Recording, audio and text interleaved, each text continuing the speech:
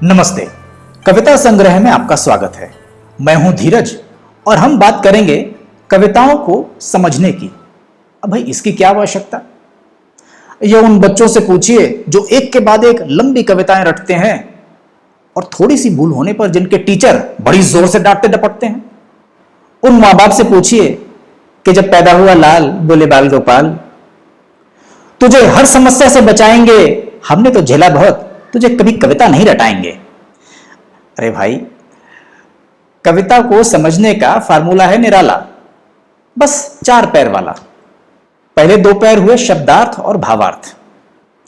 चलती चाकी देखकर दिया कबीरा रोए, 2 पाटन के बीच में साबित बचा न कोए। गेहूं का दाना चक्की के 2 पाट के बीच में आया, आटा बन गया, यह है शब्दार्थ। और दुनिया के पट्टों के बीच में इंसान आया, उसका कचूमर निकल गया, यह है भावार्थ। कविता को समझने के बाकी जो 2 पैर हैं वो हैं एक्सप्रेशंस और कॉन्टेक्स्ट। कॉन्टेक्स्ट की बात करते हैं तो एक कविता ध्यान में आ रही है, माखनलाल चतुर्वेदी जी की कविता है रावी का तट यमुना का तट। उसकी 4 लाइनें हैं। उसकी यादों के तरु तृण पल्लव, लो अब तो हम छोड़ चले, शपथें रावी के तट खाई, यमुना के तट पर तोड़ चले।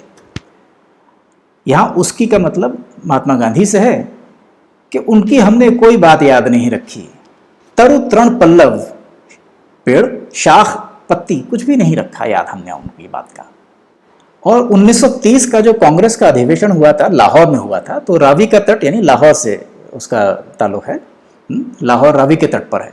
तो उसमें जो हमने शपथें खाई थी, उसके बाद आज़ादी मिली। आज़ादी मिलने के बाद यमुना के तट पर, यमुना के तट पे कौन सा शहर है? क्या कह रहे हो छोरो? मथुरा। एक और इंपॉर्टेंट शहर है नई दिल्ली। तो आज़ादी के बाद नई दिल्ली में भाई वो शब्दें हम सब भूल गए। तो इस बात का बड़ा दुख है, गम है माखनलाल चतुर्वेदी जी को कि उसकी यादों के तरोतरण पल्लव, लो अब तो हम छोड़ चले, शपथें रावी के तट खाएं, यमुना के तट पर तोड़ चले। इसमें लाहौर अधिवेशन का और भारत की आज़ादी का कॉन्टेक्स्ट होना जरूरी है कविता को समझने के लिए। अब आते हैं एक्सप्रेशंस पर। तो ये जरा नजरबट्टू हटा लिया जाए। एक्सप्रेशंस के लिए कवि भूषण की एक कविता लेते हैं। भूषण कवि ने महाराज छत्रपति शिवाजी और छत्रसाल के ऊपर कविताएं लिखी। हम शिवाजी महाराज की एक कविता लेंगे। इंद्र जिम जंब पर, बाणवस्सु अंब पर, रावण सदंब पर, रघुकुल राज है। पौन बार बाह पर, शंभुरति नाह पर, जो सहस्त्र बाहु पर, राम ध्वजराज है। दावा ध्रुम दंड पर, चीता मृग झुंड पर, भूषण बितुंड पर, जैसे मृगराज है। और तेज तम अंश पर, कान्हा जिम कंस पर, त्यों म्लेच्छ वंश पर, शेर शिवराज है। और इसका अब हम शब्दार्थ देखते हैं कि इंद्र जिम जंब पर, इंद्र यानी देवेंद्र हुए, देवों के देव इंद्र, और उन्होंने जंबासुर को मारा था। इसकी एक पौराणिक कहानी है, कभी सुनाएंगे। इंद्र जिम जंब पर, बाणवस्सु अंब पर, बाड़वानल, इसका जो है ये बड़ा इंटरेस्टिंग ये जिक्र है। अंब यानी पानी, सागर से का जिक्र है। बाड़वानल यानी पानी में आग है। पानी में आग क्या चीज होती है भाई? ये उस जमाने में भी लोगों को सुनामी क्यों आती है इसका ज्ञान था। टेक्टोनिक मूवमेंट्स होते हैं, पानी के अंदर के जो ज्वालामुखी हैं वो फटते हैं, तो वो समुद्र में आग लगती है, उससे समुद्र भी विचलित हो उठता है। तो यह है बाड़वानल। तो बाड़वस्सु अंब पर, तो उसका आधिपत्य, उस बाड़वानल का, उसका आधिपत्य पानी पर भी है, समुद्र के पानी पर भी है। रावण सदंब पर, रावण जो थे प्रकांड पंडित थे, बहुत कुछ जानते थे। यहां तक कि जब वो दुनिया से जाने लगे तो भगवान राम ने कहा लक्ष्मण जी से कि भाई इनके पैरों के पास आइए, वहां खड़े होइए और उनसे सीखिए। लेकिन उनमें ऐब थे, रावण में दंभी थे। तो रावण सदंभ पर, दंभ, रावण सदंभ पर रघुकुल राज है। रघुकुल भगवान राम के लिए कहा गया है। इंद्र जिम जंब पर, बाणवस्सु अंब पर, रावण सदंभ पर, रघुकुल राज है। पौन बार बाह पर, पौन यानी पवन, बार बाह, वारी का वाहक, वारी यानी पानी का वाहक बादल, बादल जो है पवन के वेग से चलता है। पवन बार बाह पर, तो पवन जो है वो बादल पे भारी है। शंभु रतिनाह पर, भगवान शंकर अपनी तपस्या कर रहे थे। रतिनाह मने कामदेव।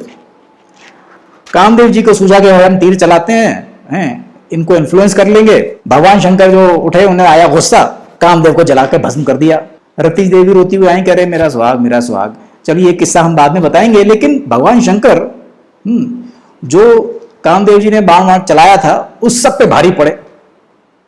तो शंभु रतिनाह पर, क्यों सहस्त्र बाहु पर राम द्विजराज है। ये सहस्त्र बाहु एक बहुत बड़े योद्धा हुए। सहस्त्र बाहु, बहुत सारे उनके बाहें थी, उनके पराक्रम को दर्शाता है ये।